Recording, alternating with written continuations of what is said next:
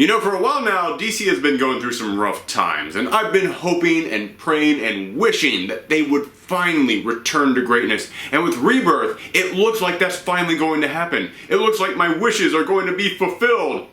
Problem is, I apparently made that wish on a magic monkey's paw, and they're taking all the goodness from Marvel. Hello everyone, it's me, Aaron, Professor Thorgy, your guide to all things geeky, and welcome to another episode of Comic Class, the show every single Wednesday on this channel where we just geek out about comic books, and today we are going to be talking about Civil War II.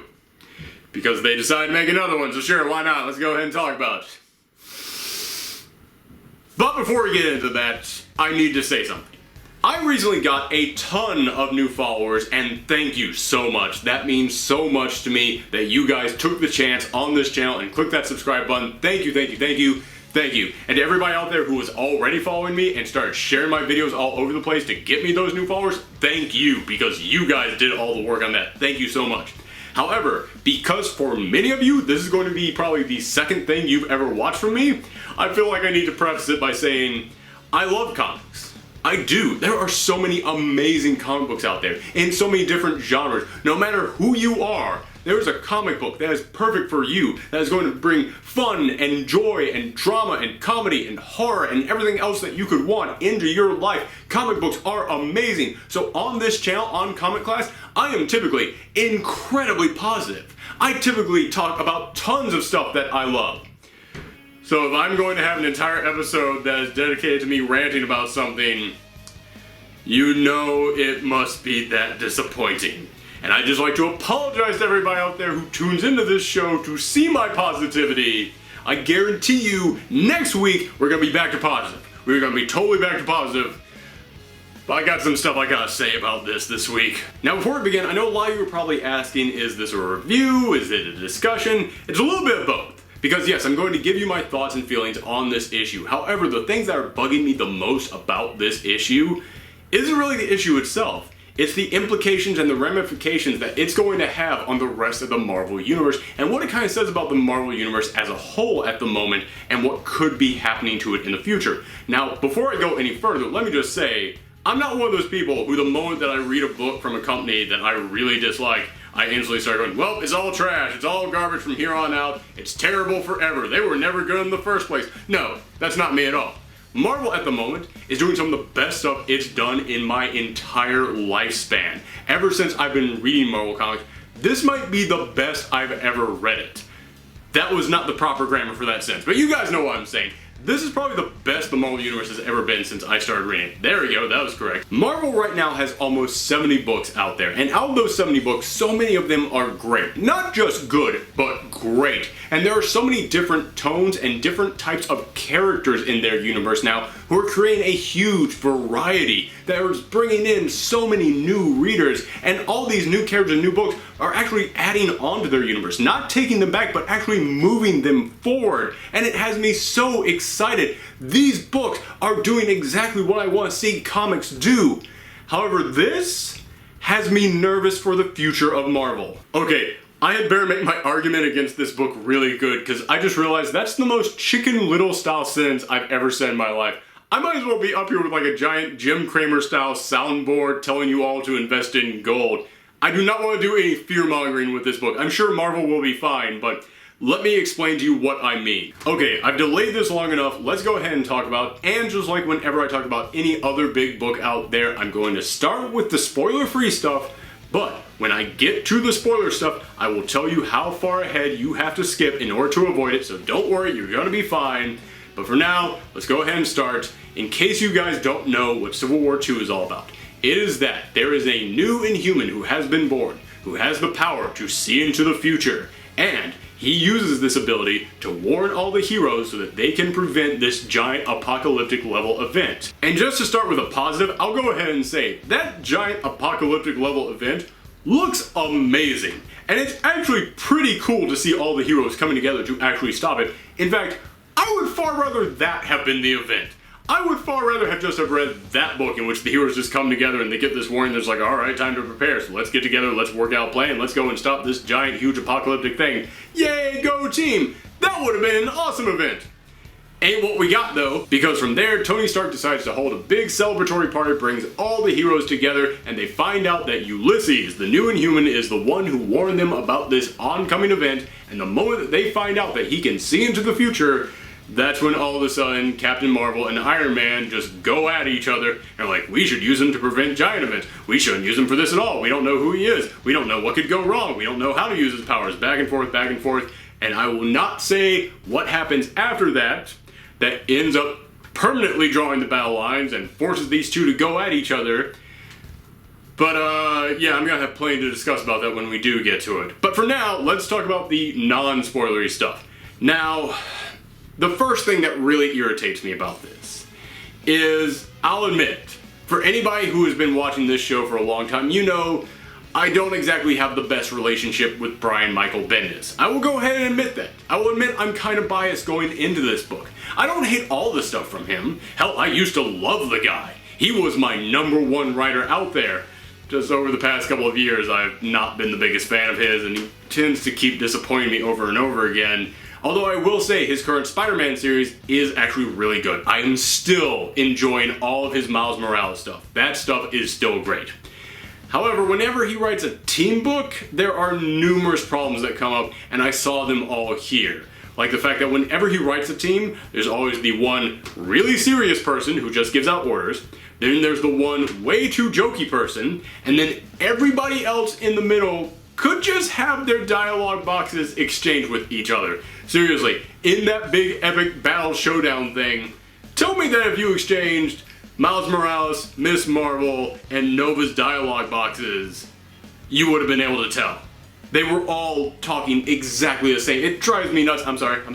Gotta get off that, because that is not the big problem with this book. But okay, dialogue choices aside, let's go ahead and get into what my actual big problems with this book are. The first one is that this just simply doesn't make sense. I'm sorry, but this is the thing that drives me nuts about this entire premise. It's that they find someone who has the power to see into the future, and they have to go to war over what they're going to do with him. Do you know how many psychics there have been in the Marvel Universe who do have the power to predict the future? There have been countless mutants in the Marvel Universe before who can see into the future. No one cared! But the moment that one of your precious Inhumans pops up, it's like, oh, okay, this one is the precious baby that we have to protect. Seriously!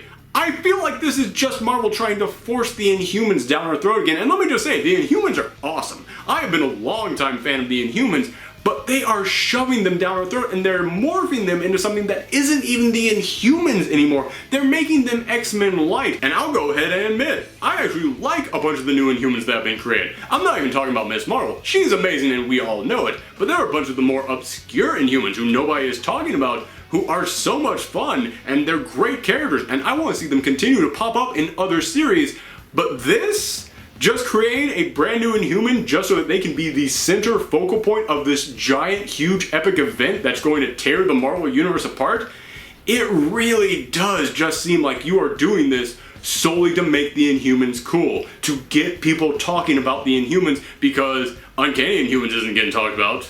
All New Inhumans isn't getting talked about. You want those to be top 10 books. They're not. So this really seems like you are just doing a Hail Mary pass to try and get people to talk about the Inhumans, and it looks like the entire Marvel Universe could suffer because of it.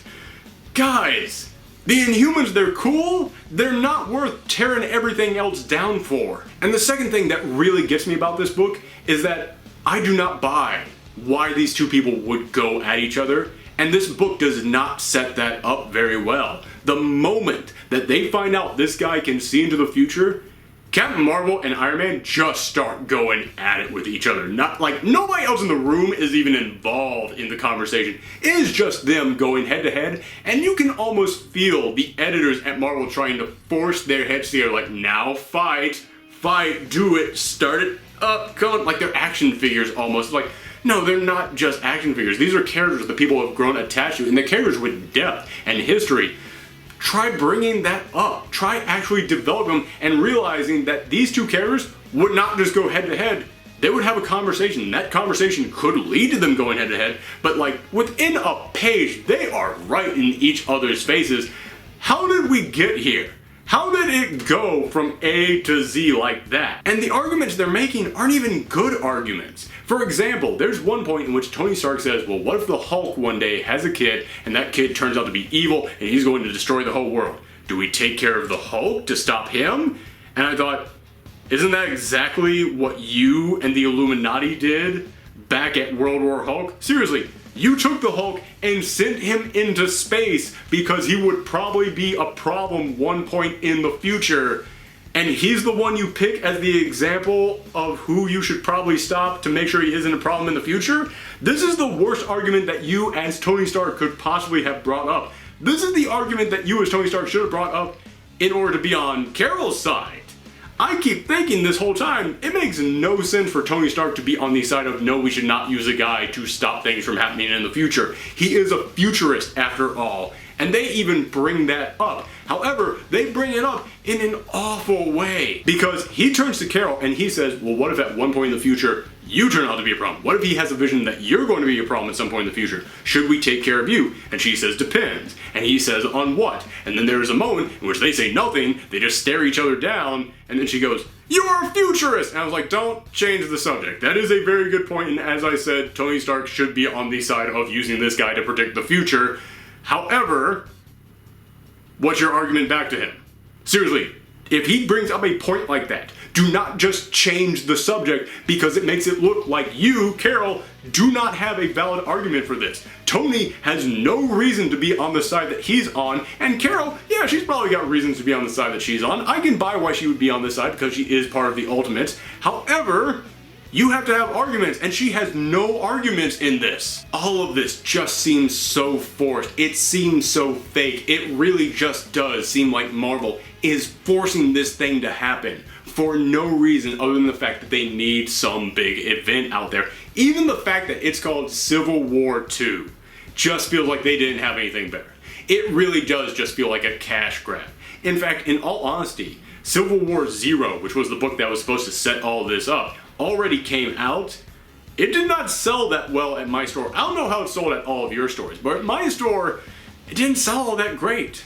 And I think a large part of that is just simply the fact that people can see what Marvel's doing. They look at this and it's like, this isn't an actual thing.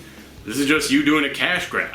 In fact, not only can I not blame people for not buying this book, I'm kind of in a weird way glad that they're not buying this book. Because for the longest time, whenever someone at Marvel was asked the question, don't you think people are getting tired of all these events? They would always say, hey, these books still sell. So if they're still selling, people are still buying them. If you guys stop buying it, we'll stop making them. Which has always been kind of a BS argument to me for a couple of reasons. One, they solicit these books 3 months before they come out. So all the comic book stores out there are like, oh, that's going to sell a lot, so they buy it. And that's why the sales are so high on these things, is that the majority of the issues for these big events are purchased by the stores before they can even see how the sales numbers are from their customers.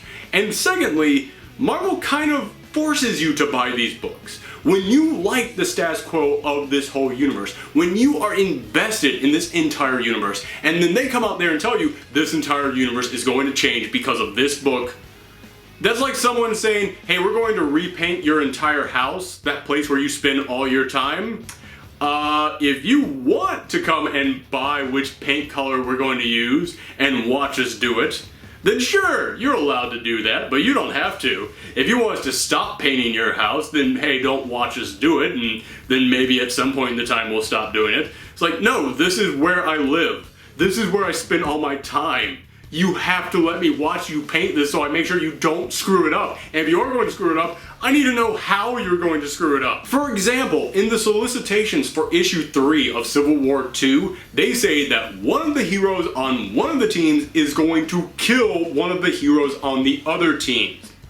And you expect us to not pick that up? Yes. We can just read it online. However, we are heavily invested in the lives of these characters. I know that they're fake, I know that they're not real, but we have spent decades with these characters. These characters have been a large part of many of our lives. That's why we're geeks. It's because we actually do legitimately care for these characters. They actually do mean something to us. So when you tell us that one of them is going to murder another one, you're kind of holding them hostage, and it's like, pay the ransom fee if you want to know who this is. If you want to know who we're going to take out, you got to pay that fee. You got to pay that $4. It's like, it's not fair. That's all I'm trying to say. It is not fair to say that people want these books because they buy them. People buy them because they are freaking out that you're going to ruin the thing that they love. That does not mean that they actually want you to keep doing this. And that honestly is the big thing that is frustrating me so much with this. Is that Marvel, after Secret Wars, really started to build up its universe again. They started to create friendships among characters. They started to create brand new teams. They started to bring characters together, and they started to create brand new characters out there who started to advance this entire universe. This universe grew, and so much of that growth has been new. With the old Civil War, that really meant something because the status quo had been the same for a long period of time. Yes, House of M and Avengers Disassembled did come in and change some things, but these characters' relationships with one another was largely untouched. It was still the same that it has been for approximately the 40 years before that. So, Civil War came in and changed that. It said, these characters have history with each other, they have backstories, they have friendships, and they have tension, and now that is all going to come to a head in Civil War.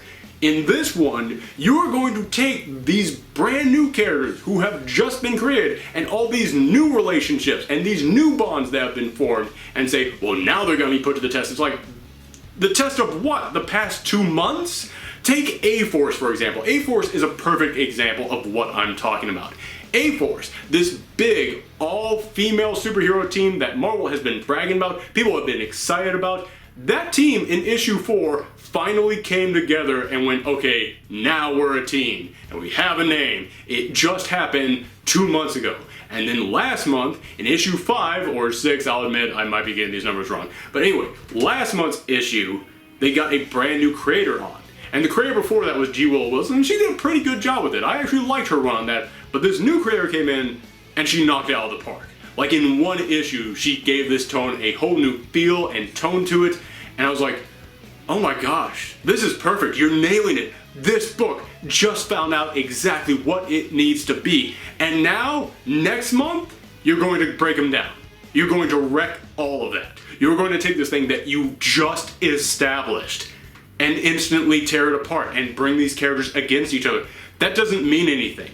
It does not mean what you think it meant back during Civil War I because those characters had that history. These characters do not have that history. These characters are ready to grow and extend themselves out there and reach out to brand new characters and make friendships and alliances and enemies. They have so much potential ahead of them, and you're just going to instantly force them to go at each other.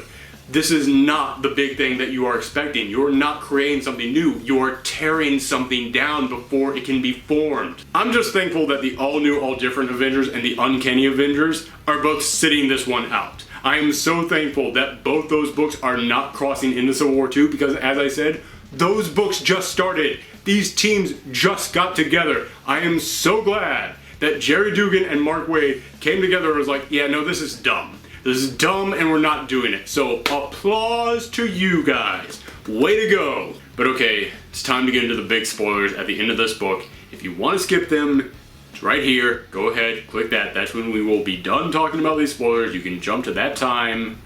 Everybody ready? Okay, here we go. Rhodey dies.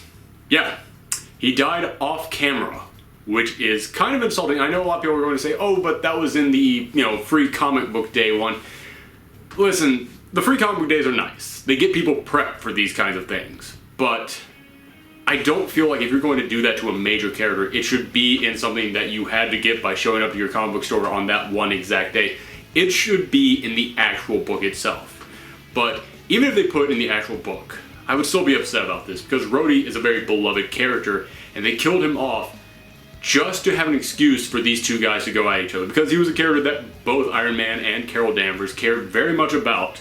So they killed him off just so that these two would go head to head with each other.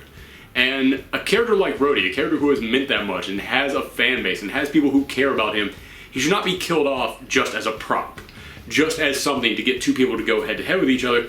And the part that makes me upset the most about is, as I said, Civil War II could not be more of just a cash grab, of just Marvel coming in here and going, okay, we need some kind of an event. We need something that's going to sell books. let's do Civil War II. We gotta kill off someone that'll be important, someone that'll get people talking. It did not feel like his death was natural. It did not feel like it was earned. It did not feel like something that really should have happened or something that was worthy of his character. It feels like he was killed off just so people would talk about it. And of course that also leads me into She-Hulk. Now, I don't really think that she's dead. I think the very next issue is going to start with her being still alive, because at the end we see the heart monitor going boo. I think the very next issue is going to begin with boop, boop, with her coming back, because we've seen her on the covers of upcoming issues. That doesn't always mean something. It could be that those are like fake covers, or those covers reference something else, or they happened right before this issue started. But that is incredibly upsetting to me. Even if she is not dead, even if she is still alive, again, they're doing something terrible to this character just to advance the plot of these other two characters. Just so that Carol and Iron Man will have a reason to go at each other. And Rhodey is very upsetting, but She-Hulk doesn't even make sense. Because in issue 0, that was all about just saying up where these characters are at this point in their life, so that we can see how they will feel about this issue. And in issue 0, we see that she is there defending a former criminal, and he is going to be sent to jail for a crime he did not commit, but for a crime that he mentioned he might do at some point. And she gets up there and she says, we can't send people to jail for things that they think, for things that they could do at some point in the future. That is not justice. It's wrong to do that. And then that person is found guilty. He goes to prison and he's killed in prison. And obviously it seems like she is going to be firmly on the side of, no, we should not use this person to predict the future. We should not be on the side of sending criminals to jail before they actually do something. That was what her entire case was about in that issue 0. And in this one, her last words to Carol are, fight for this, fight for our future. What? This makes no sense at all, and it would be one thing if a writer set up in a previous series, in She-Hulk's own series, a reason why she would not be on this side. However, Brian Michael Bendis himself set up in the issue right before this why she would not be on Carol's side, and then she's instantly on Carol's side and her dying words are, no, you're totally right. Issue 0? No, we should never send people to jail for things that they have not done yet. Even if we think they might do it at some point, we can't send people to jail for crimes they have not committed. Issue 1? I need you to fight to send people to jail for things they have not actually done yet. And we do not see this change happen. We do not see the wheels turn in her head. We do not see reasons for why she would suddenly change sides 180 degrees. It just happens because it needs to happen, and that is my problem with what happens to both these characters. It does not feel like something that should have happened at all. It feels like something that Marvel put in there simply because they needed something to push Captain Marvel and Iron Man to go to war with each other, simply because they needed a big book to put out there. And that is not a way to treat characters that fans have grown so attached to. It's a disrespect to them, and honestly, it's a disrespect to the fans as well. And another thing that's really upsetting me, although this one is kind of weird and speculatory, but something else that's really frustrating me is that at one point in this book, they jump ahead by 3 weeks. And after that 3-week period, that's when everything starts going wrong. That's when these characters start to die. That's when these heroes start to go at each other. I have this really weird feeling in the back of my mind that none of this is actually happening. I have a very weird feeling that at the end of this book, it's going to be revealed that after that 3-week period has all been a vision that this Ulysses guy is having, and that the book will end with him going, well, that's what's going to happen if I come forward and admit to people that I can see the future, and just going to run off and never be seen again. Honestly, I would not be surprised if they did that.